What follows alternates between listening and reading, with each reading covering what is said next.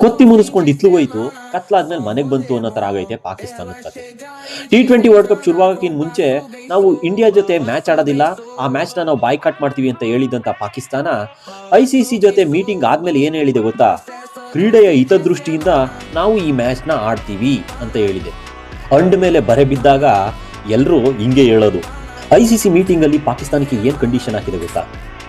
ಒಂದು, ನೀವು ಈ ಮ್ಯಾಚ್ನ ಬಾಯ್ಕಾಟ್ ಮಾಡಿದ್ರೆ ICC ಇಂದ PCBಗೆ ಏನೇನು ಇನ್ಕಮ್ ಸೋರ್ಸ್ ಇದೆ ಎಲ್ಲಾನು ಸ್ಟಾಪ್ ಮಾಡ್ತೀವಿ, ಅದ್ರ ಜೊತೆಗೆ ಎಷ್ಟು ಫೈನ್ ಹಾಕ್ತೀವಿ ಅಷ್ಟನ್ನ ಕಟ್ಕೊಡ್ಬೇಕಾಗುತ್ತೆ ಅಂತ ಹೇಳಿದೆ.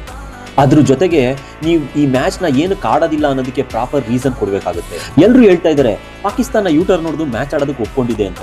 ಇದು ಯೂಟರ್ನ್ ಅಲ್ಲ, ಒನ್ ವೇ ಟ್ರಾಫಿಕ್. ಅವ್ರು ಮ್ಯಾಚ್ ಆಡಲೇಬೇಕು. ಆಡಲಿಲ್ಲ ಅಂತ ICC ಬರೋ ದುಡ್ಡು ಕಟ್ಟಾಯ್ತದೆ, ಅದ್ರ ಜೊತೆಗೆ ಇವರ ಫೈನ್ ಅಮೌಂಟ್ನ ಕಟ್ಕೊಡ್ಬೇಕಾಗುತ್ತೆ. ಇವ್ರ ಹತ್ರ ಎಲ್ಲಿದೆ ದುಡ್ಡು?